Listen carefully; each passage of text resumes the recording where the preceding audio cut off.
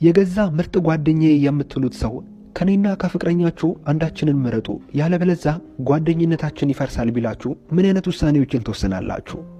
እስኪ ፊልሙን ከማየታችሁ በፊት ሐሳቦቻችሁን በኮሜንት ላይ ያስቀምጡልኝ። እቺ ልጅ በህይወቷ የገጠማት እንዲህ ያለ ዱብዳ ነው። ያደረገችው ውሳኔ እጅግ በጣም አስደሳችና አስተማሪ ስለሆነ ፊልሙን እንደምትወዱት ምንም አልጠራጠርም። አዳዲሶች ሰብስክራይብ እያደረጋችሁ ሁላችንም ይህንን ቪዲዮ ላይክ እያደረግን እንጀምረው። ወደ ፊልማችን እንለፍ። ይመቻችሁ።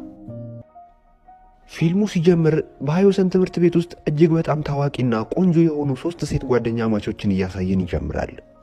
የዚህ ቡድን ዋና መሪ በዳንስ በጣም ጎበዝ የሆነችውና በቁንጅና ማንም የማይስተካከላት ጂና የተባለችው ሴት ናት።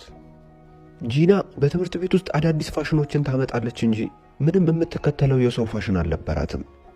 ሌላኛዋ የጂና ጓደኛ ሃና ስትሆን ሃናም በዳንስ ጎበዝና እጅግ በጣም ታዋቂ ነበረች። ሌላኛዋ ደግሞ ማጊ ትባላለች። ማጊ በጣም ቆንጆና ከሀብታም ቤተሰብ የመጣች ልጅ ነች።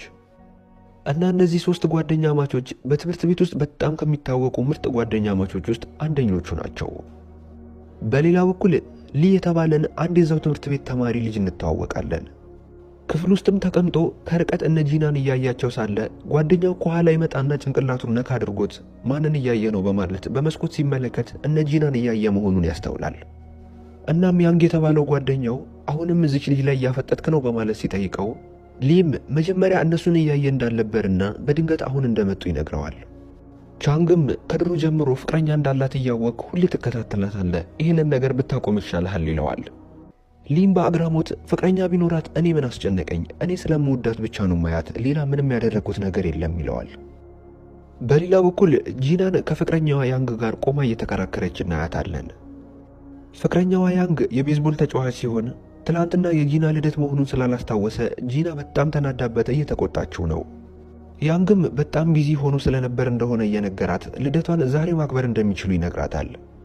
ጂና ግን በጣም ተናዳለች። ምክንያቱም ያንግ እንደዚህ አይነት ነገር ያደረገው ዛሬ ብቻ አይደለም፣ ብዙ ጊዜውን ቤዝቦል በመጫወት ስለሆነ የሚያሳልፈው ብዙ ትኩረት አይሰጣትም ነበር። ይሄ ሁኔታውም ስልችት ያላት ጂና ካሁን በኋላ ከሱ ጋር መለያየት እንደምትፈልግ ተናግራ ጥላው ልትሄድ ስትል ያስቆማትና ይሄ ብቻ በቂ ምክንያት ሊሆን ስለማይችል ለመለያየታቸው በቂ ምክንያት እንድትሰጠው ይጠይቃታል። እሷም እንዳይጨቃጨቃት ጥሩ ምክንያት ማቅረብ እንዳለባት ታስብና አዲስ እጮኛ ማግኘቷንና በጣም የሚንከባከባትና ጊዜ የሚሰጣት ሰው እንደሆነ ትነግረዋለች። ያንግም እየተገረመ በምን ፍጥነት አዲስ ፍቅረኛ አገኘሽ? ለመሆኑ ስሙ ማን ይባላል ብሎ ይጠይቃታል። ጂናም በድንጋጤ ግድግዳና ጣራውን እያየች በድንገት ከጎኗ የሊን ፎቶ ትመለከትና ይኸው አዲሱ ፍቅረኛዬ ይሄ ነው በማለት